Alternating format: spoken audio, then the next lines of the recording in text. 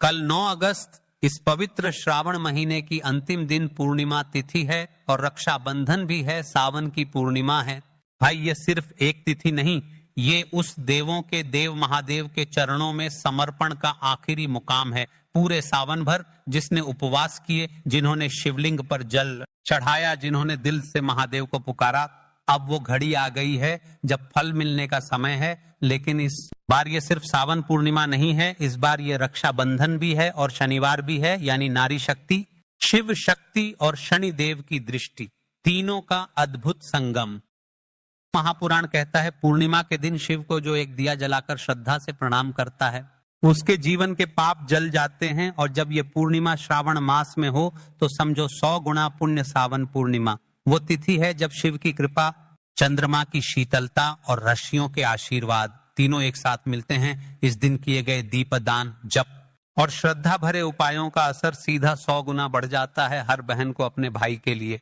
रक्षाबंधन पर एक कार्य अवश्य करना चाहिए, और रक्षाबंधन की पूर्णिमा यानी श्रावण महीने का दिन शिव मंदिर में हर माता बहनों को अपने भगवान शंकर, अपने भाई के लिए इस उपाय को अवश्य करना चाहिए। वे उपहार में इतना दे जाते हैं जितना आपने कभी कल्पना नहीं करी होगी। महाराज आज की यह अंतिम श्री सावन शिव महापुराण की कथा से पैन खोलकर सुन लो रे सबको। कल 9 अगस्त ये कोई आम दिन नहीं है, यह दिन हर वर्ष में एक बार ही आता है। इस दिन किया जाने वाला एक हल्दी के दीपक का उपाय शिव मंदिर में किसी भी समय महाराज, और रक्षाबंधन के समय अपने भाई को राखी बांधते हुए श्रीफल अर्थात नारियल देते हुए हर बहन को यह छोटा सा कार्य अवश्य करना चाहिए। राखी का मतलब सिर्फ धागा नहीं है, ये उस स्त्री की आस्था और कामना का प्रतीक है जो अपने भाई के लिए दुर्घटनाओं से रक्षा, आयु में वृद्धि और घर में सुख समृद्धि की प्रार्थना करती है। लेकिन इस बार रक्षाबंधन शनिवार को पड़ा है, शनिदेव की दृष्टि बहुत प्रबल है, और जब बहन हल्दी के दीपक से शिव को दीपदान करती है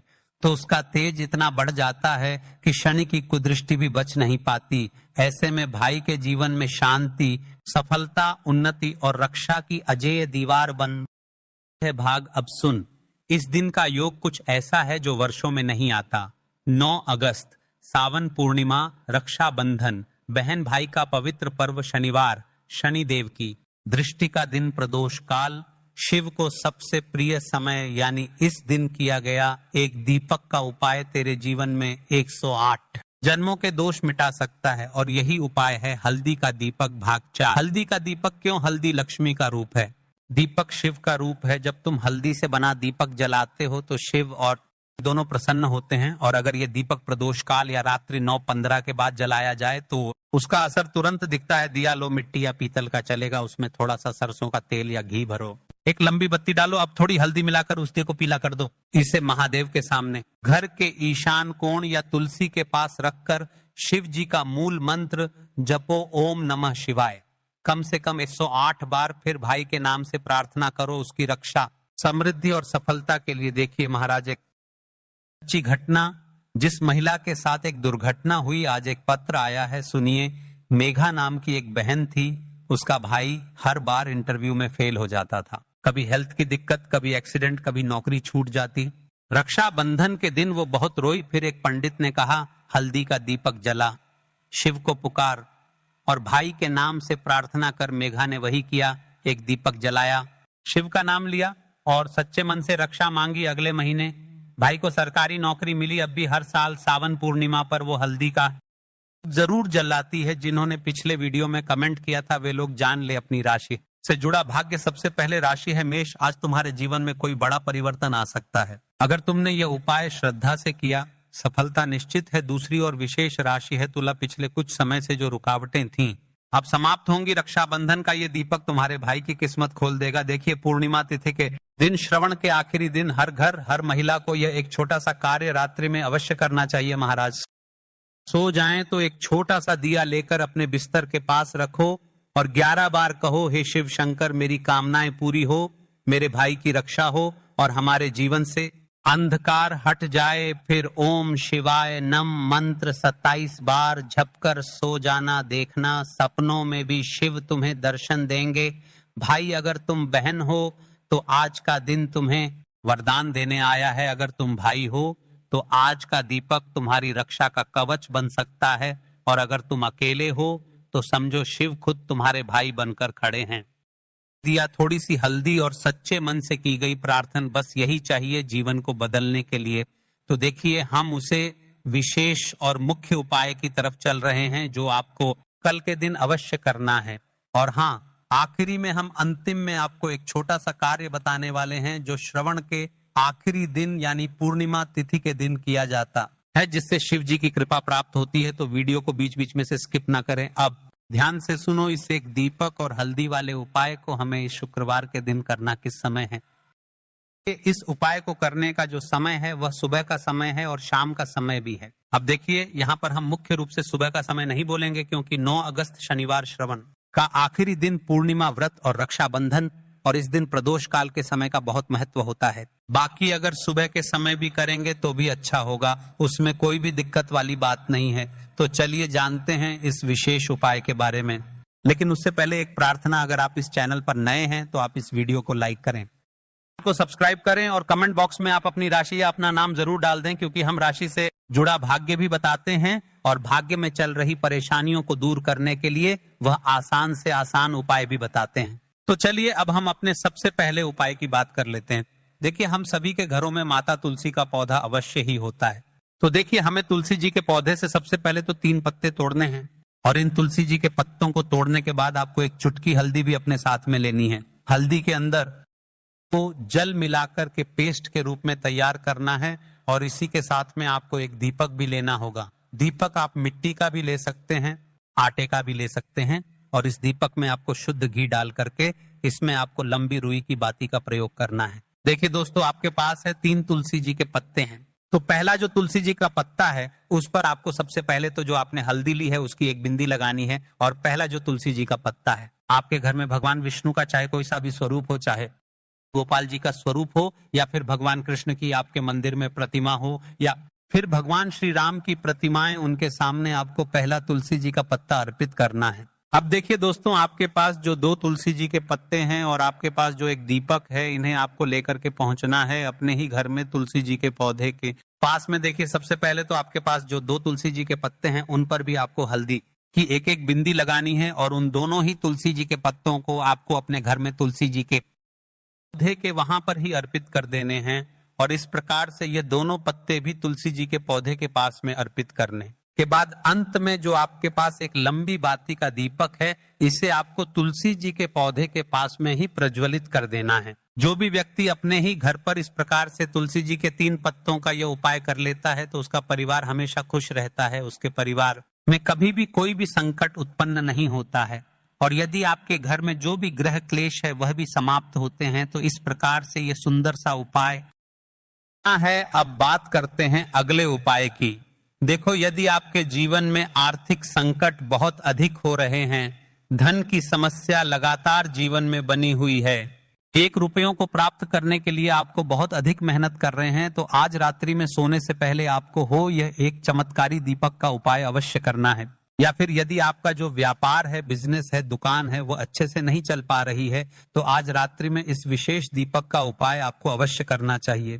देखो दोस्तों, दीपक हमारे घर में सभी नकारात्मक शक्ति को बाहर करता है। यह उपाय आपको साल में केवल 1 बार करने का ही मौका मिलता है। देखिए, इस उपाय के लिए आपको तुलसी जी की जो सूखी लकड़ी होती है उसे ले लेना है। देखिए दोस्तों, यदि आपके पास पुरानी तुलसी जी की लकड़ी है तो उसे आप ले सकते हैं, और यदि आपके घर में तुलसी जी जो लकड़ी है वह सूखी हुई है तो उसकी लकड़ी आप तोड़ करके इस्तेमाल कर सकते हैं। लेकिन आपको ध्यान रखना है कि सूर्यास्त से पहले पहले ही आपको ये जो तुलसी जी की लकड़ी है इससे अवश्य ही तोड़ लेना है। तो उपाय के लिए आपको सबसे पहले तो एक मिट्टी का दीपक लेना होगा। चाहे तो आटे का दीपक भी ले सके, क्योंकि आटे का दीपक सभी दीपक में सर्वोत्तम माना गया है। इस दीपक के अंदर आपको शुद्ध घी का प्रयोग करना होगा और इससे दीपक के अंदर आपने जो तुलसी जी की लकड़ी ली है उसे भी रख देना है। लेकिन यह जो तुलसी जी की लकड़ी है इसमें आपको चारों तरफ अच्छे से घी लगा लेना है। जो तुलसी जी की लकड़ी है, यदि आप उपाय करते हैं और बहुत ही शीघ्रता से जल जाती है, तो इसके लिए आपको एक कार्य करना है। आपको ले लेनी है और उस रुई को आपने जो तुलसी जी की लकड़ी ली है उस पर अच्छे से चारों तरफ लपेट देनी है। तुलसी जी की लकड़ी के ऊपर रुई लपेटने के बाद इसे आपको पूरा घी के अंदर डुबो लेना है। अब इसे आपको बाती के रूप में प्रयोग करना है। अब दोस्तों, इस दीपक को आपको प्रज्वलित कहाँ करना है?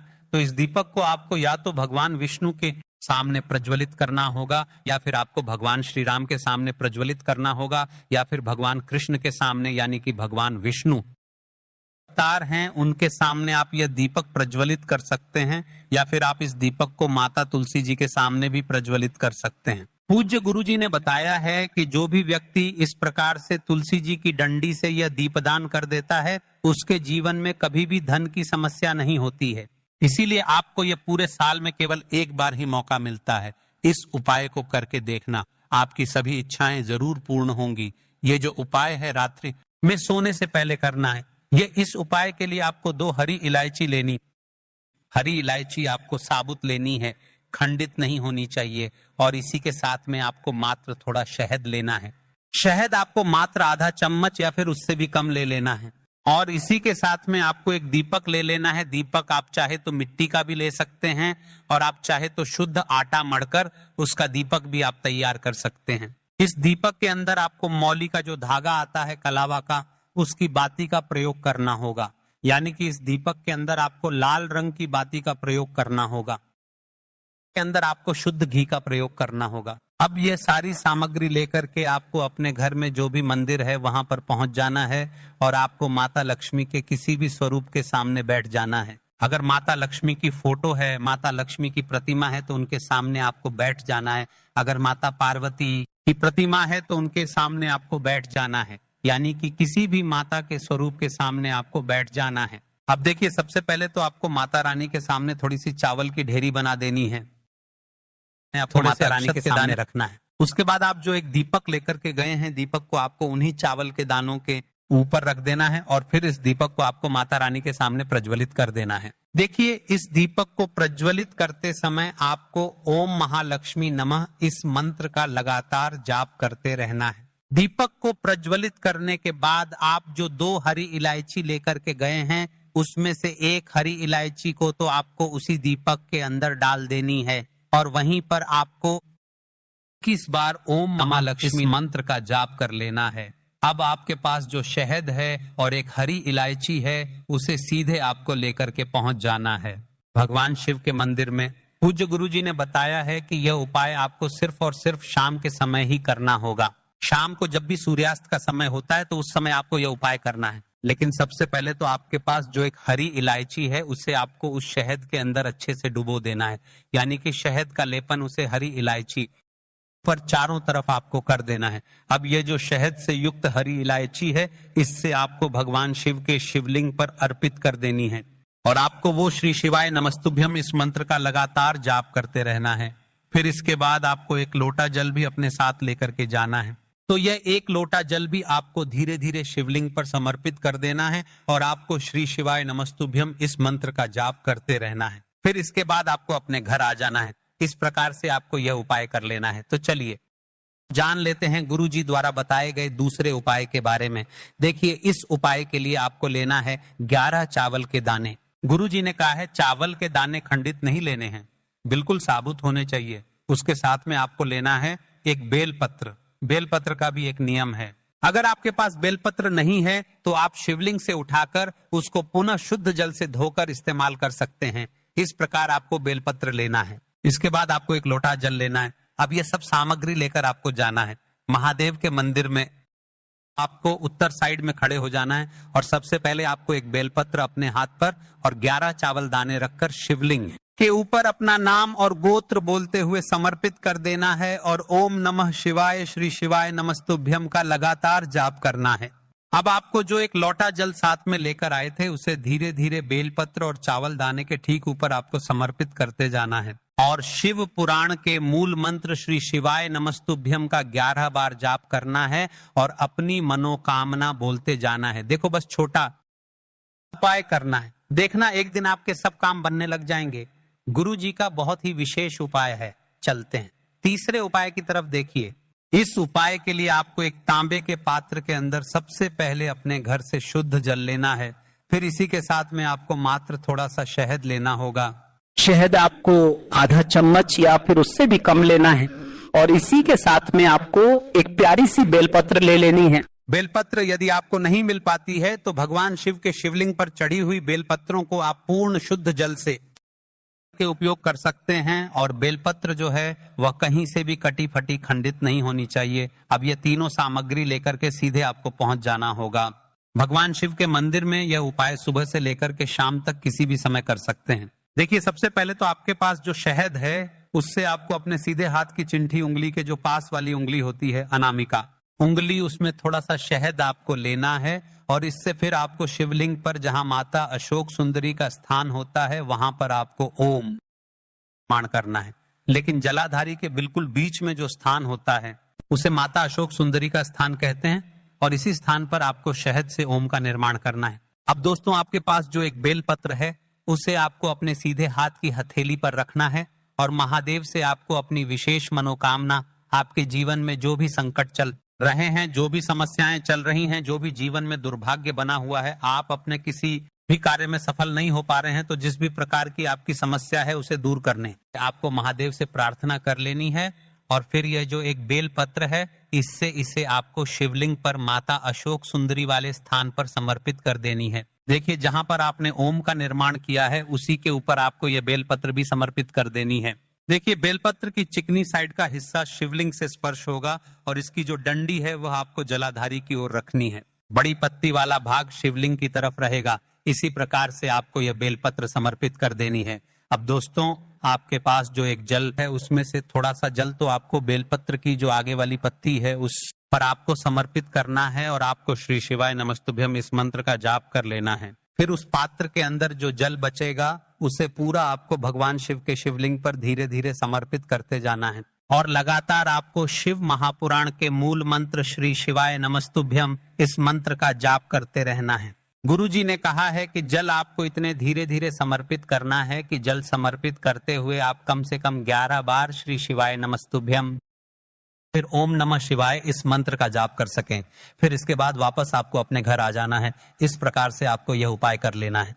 आप देखेंगे कि आपकी सभी मनोकामनाएं अवश्य ही पूरी होंगी। यह उपाय आपको अवश्य करने हैं। इस वीडियो में हमने आपको 3 से 4 महा उपाय आपको बताए हैं जो आपको शुक्रवार के दिन, ये जो सारे उपाय हमने आपको बताए हैं ये आपको कल शनिवार के दिन इस पवित्र श्रावण महीने का अंतिम दिन यानी कि पूर्णिमा व्रत के दिन आपको करना है।